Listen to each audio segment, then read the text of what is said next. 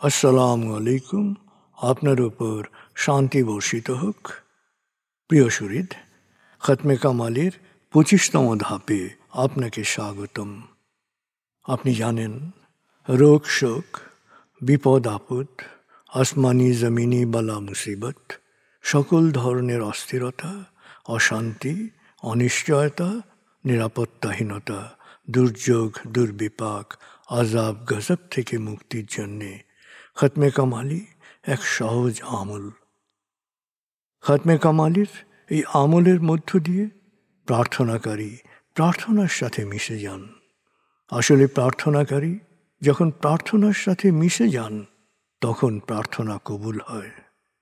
খতমে কামালি প্রার্থনা কবুলের এই পরম মুহূর্তে আপনাকে নিয়ে যাবে। তাই নিজের, অন্যের, সমাজের, দেশের, মানব জাতির যে কোনো কল্যাণের নিয়তে আপনি এই আমলে অংশ নিন। আপনি সকল বিপদ আপদ, বালা মুসিবত মুক্ত হন। আপনার জন্যে কল্যাণকর সকল দোয়া আল্লাহ কবুল করুন। সব সময় আল্লাহ আমাদেরকে তার রহমতের ছায়ায় রাখুন। এই কামনা করে আমি শহীদ আল বুখারী মহাজাতক খতমে কামালির পুরো প্রক্রিয়ায় আপনার সাথে থাকছি। আসুন এবার আমরা ডুবে যাই সত্যের গভীরে।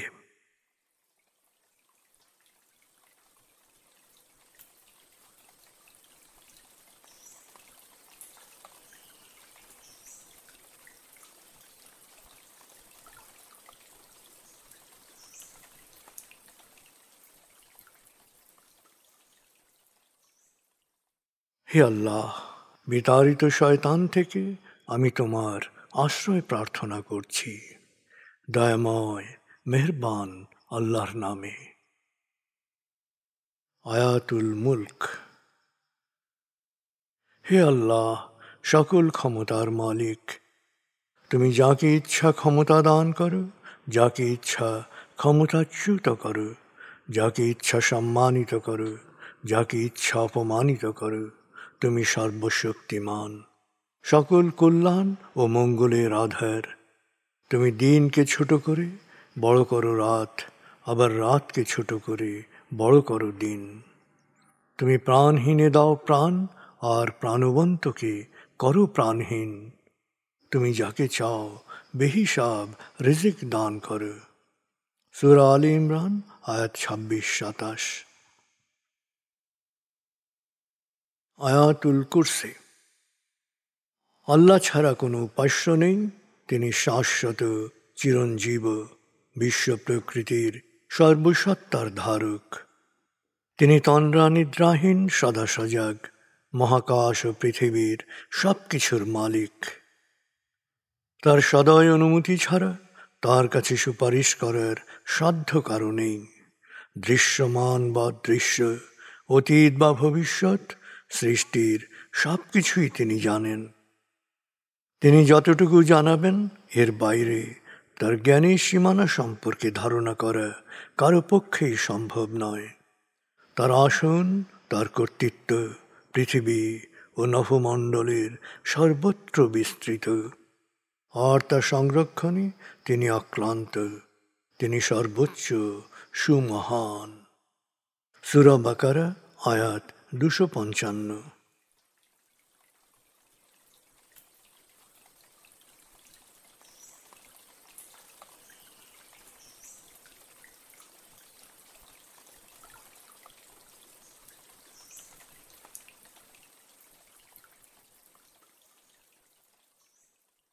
আসুন আমরা ধীরে ধীরে ডুবে যাই হৃদয়ের গভীরে নবী প্রেমে। বলগল উলা বিকমালিহি, কশফত দুজা বিজমালিহি, হসনত জমিও খিসালিহি, সল্লু আলিহি ওয়ালিহি। بلغ العلا بكماله كشف الدجى بجماله حسنت جميع خصاله صلوا عليه وآله।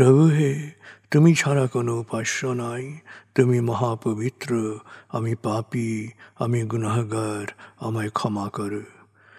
প্রভু হে, তুমি ছাড়া কোনো উপাস্য নাই, তুমি মহাপবিত্র, আমি পাপী, আমি গুনাহগার, আমায় ক্ষমা করো।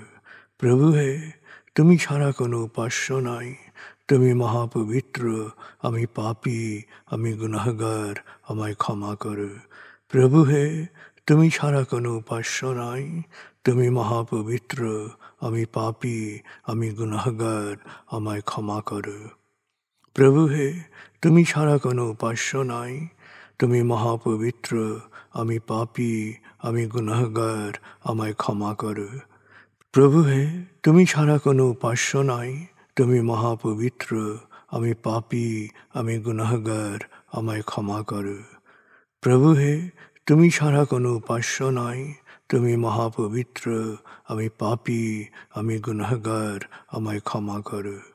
প্রভু হে, তুমি ছাড়া কোনো উপাস্য নাই, তুমি মহাপবিত্র, আমি পাপী, আমি গুনাহগার, আমায় ক্ষমা করো। প্রভু হে, তুমি ছাড়া কোনো উপাস্য নাই, তুমি মহাপবিত্র, আমি পাপী, আমি গুনাহগার, আমায় ক্ষমা করো। প্রভু হে, তুমি ছাড়া কোনো উপাস্য নাই, তুমি মহাপবিত্র, আমি পাপী, আমি গুনাহগার, আমায় ক্ষমা করো। প্রভু হে, তুমি ছাড়া কোনো উপাস্য নাই, তুমি মহাপবিত্র, আমি পাপী, আমি গুনাহগার, আমায় ক্ষমা করো। প্রভু হে, তুমি ছাড়া কোনো উপাস্য নাই, তুমি মহাপবিত্র, আমি পাপী, আমি গুনাহগার, আমায় ক্ষমা করো। প্রভু হে, তুমি ছাড়া কোনো উপাস্য নাই, তুমি মহাপবিত্র, আমি পাপী, আমি গুনাহগার, আমায় ক্ষমা করো। প্রভু হে, তুমি ছাড়া কোনো উপাস্য নাই, তুমি মহাপবিত্র, আমি পাপী, আমি গুনাহগার, আমায় ক্ষমা করো। প্রভু হে, তুমি ছাড়া কোনো উপাস্য নাই, তুমি মহাপবিত্র, আমি পাপী, আমি গুনাহগার, আমায় ক্ষমা করো। প্রভু হে, তুমি ছাড়া কোনো উপাস্য নাই, তুমি মহাপবিত্র, আমি পাপী, আমি গুনাহগার, আমায় ক্ষমা করো। প্রভু হে, তুমি ছাড়া কোনো উপাস্য নাই, তুমি মহাপবিত্র, আমি পাপী, আমি গুনাহগার, আমায় ক্ষমা করো। প্রভু হে, তুমি ছাড়া কোনো উপাস্য নাই, তুমি মহাপবিত্র, আমি পাপী, আমি গুনাহগার, আমায় ক্ষমা করো।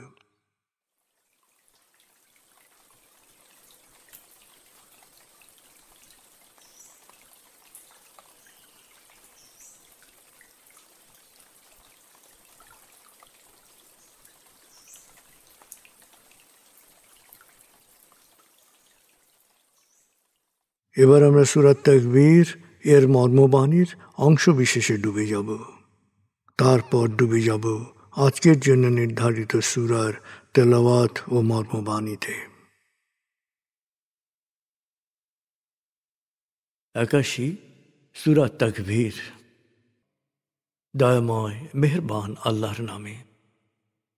যখন সূর্য অন্ধকারে ঢেকে যাবে, যখন তারকারাজি নিজেদের আলো হারাবে, যখন পর্বতমালা মরীচিকার ন্যায় উধাও হবে, যখন পূর্ণ গর্ভবতী উটনী পরিত্যক্ত হবে, যখন সকল বন্য পশুকে একত্র করা হবে, যখন সমুদ্রের জলরাশি স্ফীত হবে, যখন দেহে আবার আত্মা সংযুক্ত হবে, যখন জীবন্ত কবর দেয়া শিশুকন্যাকে জিজ্ঞেস করা হবে কি অপরাধে তাকে হত্যা করা হয়েছিল, যখন প্রত্যেকের আমলনামা দেখানো হবে, যখন আকাশের আবরণ সরানো হবে, যখন জাহান্নামের আগুন গনগনে লাল করা হবে, যখন জান্নাতকে দৃশ্যমান করা হবে, সেদিন প্রত্যেকেই জানতে পারবে কি পরিণতির জন্যে সে নিজেকে প্রস্তুত করেছে, বুঝতে পারবে কি করা উচিত ছিল আর কি করা উচিত হয়নি। সাক্ষী আবর্তনশীল নক্ষত্র, কক্ষপথে দৃশ্যমান গ্রহসমূহ যা এক সময় অদৃশ্য হয়, সাক্ষী রাতের অবসান মুহূর্ত এবং প্রভাতের আগমন কাল। নিশ্চয়ই এই কোরআন আরশের সার্বভৌম অধিপতির নিকট উচ্চ মর্যাদা সম্পন্ন সম্মানিত রসুলের মুখ নিঃসৃত, যার কথা অবশ্যই বিশ্বাসযোগ্য ও মানা উচিত।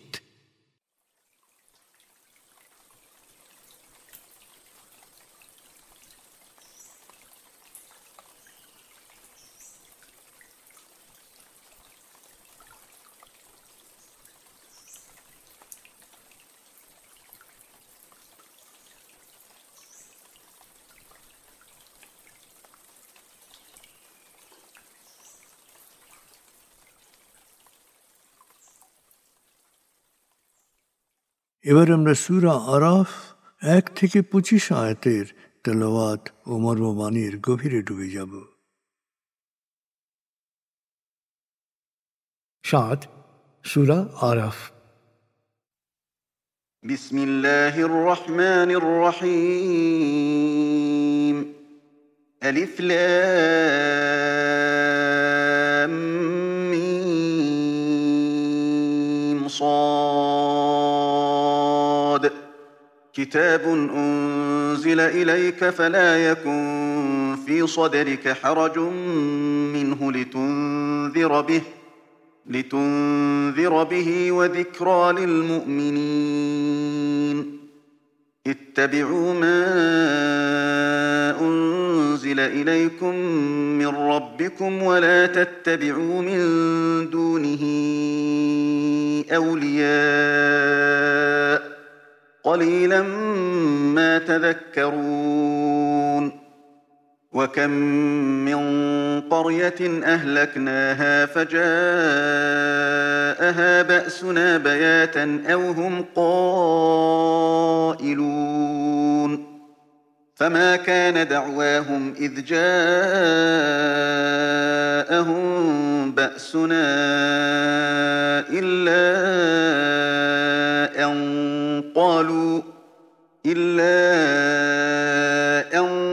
قالوا إنا كنا ظالمين. فلنسألن الذين أرسل إليهم ولنسألن المرسلين.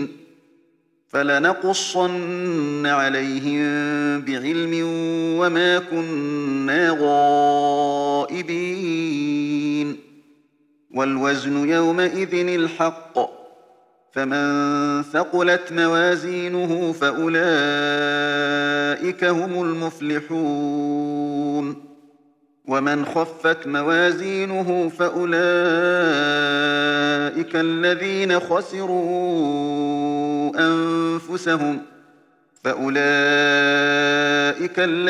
خسروا أنفسهم بما كانوا بآياتنا يظلمون.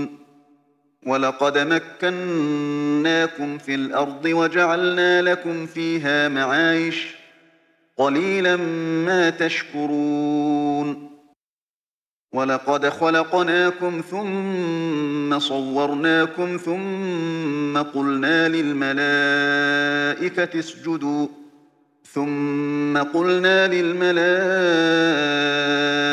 اسجدوا لآدم فسجدوا إلا إبليس لم يكن من الساجدين. قال ما منعك ألا تسجد إذ أمرتك؟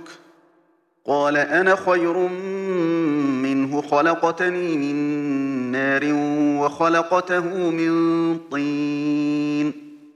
قال فاهبط منها فما يكون لك أن تتكبر فيها فاخرج إنك من الصاغرين. قال أنظرني إلى يوم يبعثون. قال إنك من المنظرين.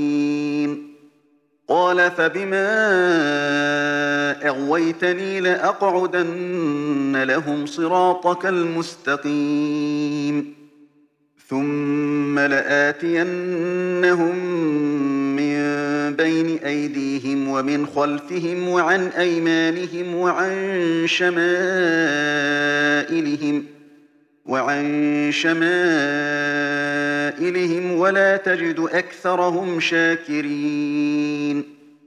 قال اخرج منها مذءوما مدحورا لمن تبعك منهم لأملأن جهنم منكم أجمعين ويا آدم اسكن أنت وزوجك الجنة فكلا من حيث شئتما ولا تقربا هذه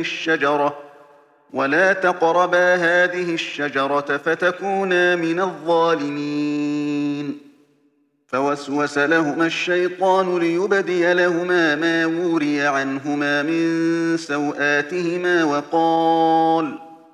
وقال ما نهاكما ربكما عن هذه الشجرة إلا أن تكونا ملكين أو تكونا من الخالدين وقاسمهما إني لكما لمن الناصحين فدلاهما بغرور فلما ذاقا الشجرة بدت لهما سوآتهما وطفقا يخصفان عليهما من ورق الجنة وناداهما ربهما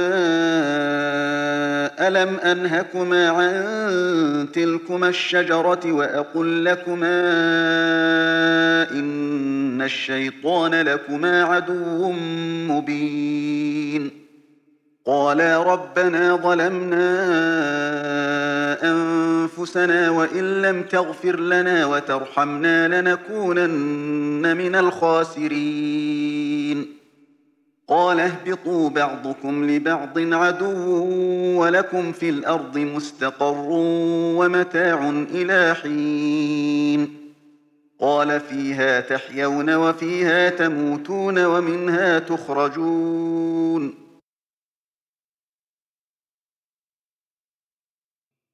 দয়াময় মেহেরবান আল্লাহর নামে। আলিফ লাম মিম সাদ। হে নবী, তোমার কাছে কিতাব নাজিল হয়েছে আল্লাহর তরফ থেকে, অতএব এই কিতাব দিয়ে বিভ্রান্তদের সতর্ক করতে তুমি কোনো ধরনের সংকোচকে প্রশ্রয় দিও না, আর বিশ্বাসীদের জন্য এটি উপদেশ। হে মানুষ, তোমার প্রতিপালকের পক্ষ থেকে তোমাদের কাছে নাজিল হওয়া বিধিবিধান অনুসরণ করো এবং আল্লাহ ছাড়া অন্য কাউকে বন্ধু বা অভিভাবক হিসেবে গ্রহণ করো না। হায়, কত সহজেই না তোমরা এ উপদেশ ভুলে যাও। কত অবাধ্য পাপ ভারাক্রান্ত জনপদকে আমি ধ্বংস করেছি, সেখানে আমার আযাব নাজিল হয়েছে হঠাৎ করে, কখনো রাতে, আবার কখনো বা দুপুরে দিবানিদ্রা উপভোগ করার সময়। যখন আমার আযাব ওদের উপর নেমে এসেছিল, তখন ওদের মুখে কোনো কথা ছিল না, শুধু ওরা আর্তনাদ করে বলে উঠেছিল, হায়, নিশ্চয়ই আমরা সীমালঙ্ঘন করেছিলাম। যাদের কাছে আমি রসুল পাঠিয়েছি, মহাবিচার দিবসে তাদের অবশ্যই আমার কাছে জবাবদিহি করতে হবে। আর রসুলদেরও জিজ্ঞেস করব, তারা আমার বাণী পৌঁছানোর দায়িত্ব কতটুকু পালন করেছিল আর কতটুকু সাড়া পেয়েছিল। তারপর তাদের সকল কর্মকাণ্ড তাদের সামনে তুলে ধরব, আর তাদের সব কর্মকাণ্ডই আমি জানি। আমি তো সেখানে অনুপস্থিত ছিলাম না। সেদিন যথার্থ ওজন করা হবে। সৎ কর্মের ফলে অর্জিত নেকির পাল্লা যাদের ভারী হবে, তারাই অনন্ত কল্যাণ লাভ করবে। আর যারা ইচ্ছাকৃতভাবে আমার বিধিবিধান প্রত্যাখ্যান করেছিল, তাদের পাল্লা হবে হালকা, তারা হবে চূড়ান্তভাবে ক্ষতিগ্রস্ত। হে মানুষ, আমি পৃথিবীতে তোমাদের প্রাচুর্য, সম্পত্তি ও ক্ষমতায় প্রতিষ্ঠিত করেছি এবং দিয়েছি জীবনের সকল উপকরণ। হায়, তারপরও তোমরা কত কম কৃতজ্ঞতা প্রকাশ করে। আমি তোমাদেরকে প্রথম সৃষ্টি করেছি, তারপর তোমাদের আকৃতি দিয়েছি, তারপর ফেরেশতাদের বললাম আদমকে সেজদা করো। আমার নির্দেশ পেয়ে ইবলিস ছাড়া সবাই সেজদা করল। ইবলিস সেজদাকারীদের মধ্যে শামিল হল না। আল্লাহ তখন ইবলিসকে জিজ্ঞেস করলেন, আদেশ দেওয়ার পরও তুমি সেজদা করলে না কেন? কে তোমাকে বাধা দিল? সে বলল, আমি আদম অপেক্ষা উত্তম। আমাকে তুমি আগুন থেকে সৃষ্টি করেছ, আর ওকে বানিয়েছ কাদা দিয়ে। আল্লাহ বললেন, তুমি নেমে যাও। এখানে থেকে অহংকার করবে তা হতে পারে না, তাই এখান থেকে বেরিয়ে যাও, তুমি অধমেরও অধম। ইবলিস তখন আবেদন করল, পুনরুত্থান দিবস পর্যন্ত আমাকে অবকাশ দাও। আল্লাহ বললেন, ঠিক আছে, তোমাকে অবকাশ দেয়া হলো। এরপর ইবলিস বলল, তুমি যাদের উপলক্ষ করে আমাকে চরম শাস্তি দিলে, তাদেরকে তোমার সরল পথ থেকে বিচ্যুত করার জন্যে আমিও ওত পেতে থাকব। এ আমার প্রতিজ্ঞা। সামনে, পেছনে, ডানে, বামে, অর্থাৎ সম্ভাব্য সকল দিক দিয়ে এবং সকল উপায়ে আমি তাদের বিভ্রান্ত করব, এবং তুমি তাদের অধিকাংশকেই অকৃতজ্ঞ হিসেবে পাবে। তখন আল্লাহ বললেন, লাঞ্ছিত ও ধিক্কৃত অবস্থায় এখান থেকে বের হয়ে যাও, আর মানুষের মধ্যে যারা তোমাকে অনুসরণ করবে তাদেরকে ও তোমাকে দিয়েই আমি জাহান্নাম পূর্ণ করব। এরপর আল্লাহ বললেন, হে আদম, তুমিও তোমার স্ত্রী জান্নাতে বাস করো, তোমরা যা খুশি খাও, কিন্তু এই একটি গাছের কাছে যেও না, এর ফল খেও না।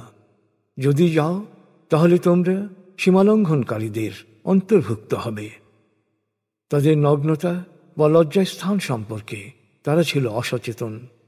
তাদের নগ্নতা সম্পর্কে সচেতন করে তোলার জন্যে শয়তান কুমন্ত্রণা দিল এবং বলল, তোমরা যাতে ফেরেশতা বা অনন্ত জীবনের অধিকারী না হতে পারো, সেজন্যই তোমাদের প্রতিপালক এ গাছের কাছে যেতে নিষেধ করেছেন।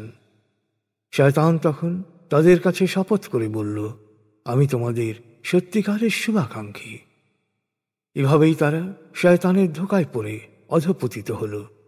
আর যখন তারা সেই গাছের ফল খেল, তারা সচেতন হয়ে গেল তাদের নগ্নতা সম্পর্কে, আর তারা গাছের পাতা দিয়ে নগ্নতা ঢাকার চেষ্টা করল। তখন তাদের প্রতিপালক তাদেরকে বললেন, আমি কি তোমাদের এ গাছের কাছে যেতে নিষেধ করিনি? আর আমি কি বলিনি যে শয়তান তোমাদের প্রকাশ্য শত্রু? তখন আদম দম্পতি বলল, হে আমাদের প্রতিপালক, আমরা আমাদের নিজেদের উপরই জুলুম করেছি। তুমি ক্ষমা না করলে, দয়া না করলে আমরা ধ্বংস হয়ে যাব। এরপর তিনি বললেন, তোমরা এবার পার্থিব স্তরে নেমে যাও। তোমাদের সাথে শয়তানের শত্রুতা হবে চিরস্থায়ী। কিছু কালের জন্য তোমরা পৃথিবীতে বসবাস করবে, সেখানেই থাকবে তোমাদের সকল জীবন উপকরণ। তিনি বললেন, পৃথিবীতেই তোমরা জীবন যাপন করবে, সেখানেই তোমাদের মৃত্যু হবে, আর সেখান থেকেই তোমাদের পুনরুত্থিত করা হবে।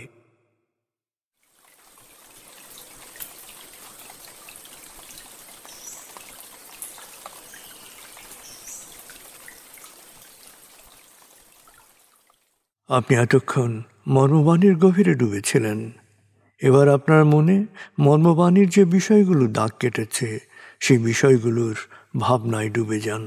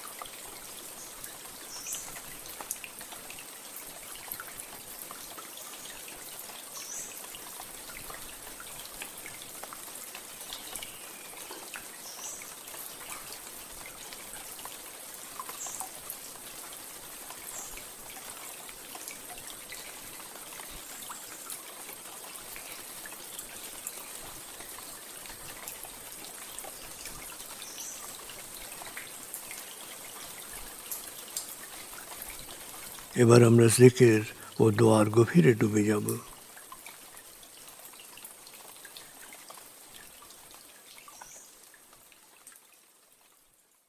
এবার হালকাভাবে চোখ বন্ধ করুন, লম্বা দম নিন, নাক দিয়ে দম নিন, আস্তে আস্তে মুখ দিয়ে দম ছাড়ুন।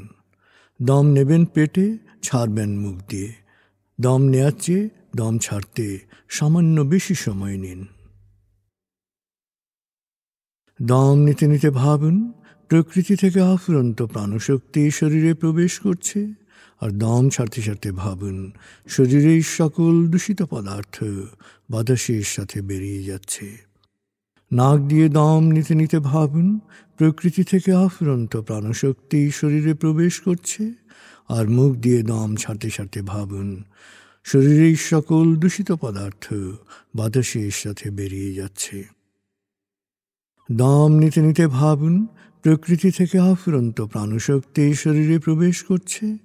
দম ছাড়তে ছাড়তে ভাবুন শরীরের সকল দূষিত পদার্থ বাতাসের সাথে বেরিয়ে যাচ্ছে। দম নিতে নিতে ভাবুন প্রকৃতি থেকে আফুরন্ত প্রাণশক্তি শরীরে প্রবেশ করছে, আর দম ছাড়তে ছাড়তে ভাবুন শরীরের সকল দূষিত পদার্থ বাতাসের সাথে বেরিয়ে যাচ্ছে। দম নিতে নিতে ভাবুন প্রকৃতি থেকে আফুরন্ত প্রাণশক্তি শরীরে প্রবেশ করছে, আর দম ছাড়তে ছাড়তে ভাবুন শরীরের সকল দূষিত পদার্থ বাতাসের সাথে বেরিয়ে যাচ্ছে। এবার দম স্বাভাবিক হতে দিন। স্বাভাবিকভাবে নাক দিয়ে দম নিয়ে নাক দিয়ে দম ছাড়ুন। আপনার অঙ্গ শিথিল ও নিষ্প্রাণ হয়ে আসছে। এবার নাক দিয়ে ধীরে ধীরে দম নিয়ে বেশ সময় নিয়ে ধীরে ধীরে নাক দিয়ে দম ছাড়ুন। দম নেওয়ার চেয়ে ছাড়ায় সময় একটু বেশি নিন। ধীরে ধীরে দম নিন, ধীরে ধীরে দম ছাড়ুন। ধীরে ধীরে দম নিন, ধীরে ধীরে দম ছাড়ুন। ধীরে ধীরে দম নিন, ধীরে ধীরে দম ছাড়ুন। ধীরে ধীরে দম নিন, ধীরে ধীরে দম ছাড়ুন। ধীরে ধীরে দম নিন, ধীরে ধীরে দম ছাড়ুন। এবার দম স্বাভাবিক হতে দিন। আপনি এখন দম খেয়াল করুন। বাতাস নাক দিয়ে ফুসফুসে প্রবেশ করছে, আবার বেরিয়ে আসছে। আপনার পুরো মনোযোগ নাকে দমের প্রবেশ পথে দিন। বাতাস স্বাভাবিক যাওয়া আসা করুক, আপনি শুধু দম খেয়াল করুন।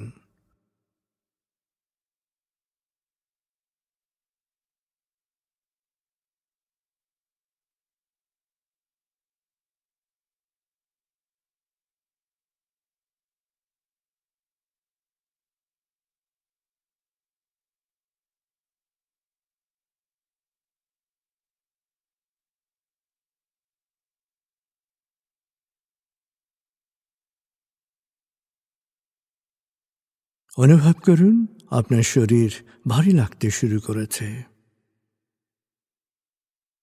আরাম আরাম আরাম অনুভব করুন শীতলতা স্রোতের মতো, বরফ গলা পানির মতো আপনার মাথা থেকে শরীর বেয়ে নিচের দিকে নেমে যাচ্ছে।